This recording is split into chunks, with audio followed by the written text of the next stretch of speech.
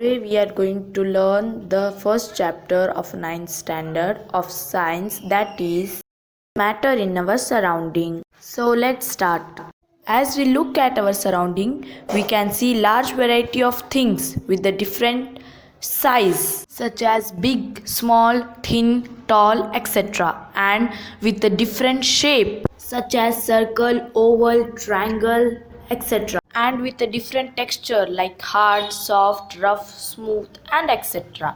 Everything in this universe is made up of a material which scientists have named matter. The air we breathe, the food we eat, clouds, stars, even a single drop of water is also a matter. As we look at this all, something is similar in this. What is that? That is, all these are made up of a small particles and all these have mass and occupy space. It may be large or small.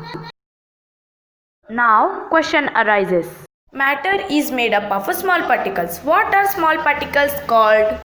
Small particles are called as molecules. Again, a question arises. What are molecules then? A molecule is a group of two or more atoms. We can break molecules easily, but we can't break atom. There are three states of matter. They are solid, liquid and gas, as you have learnt in previous class.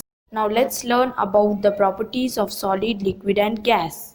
Solid has definite shape and has definite volume, but it cannot be compressed. For example, brick. Brick has definite shape and definite volume, but cannot be compressed. Liquid has no definite shape but has a definite volume and it cannot be compressed. For example, water. Water has no definite shape. It takes the shape of its container. Last, gas.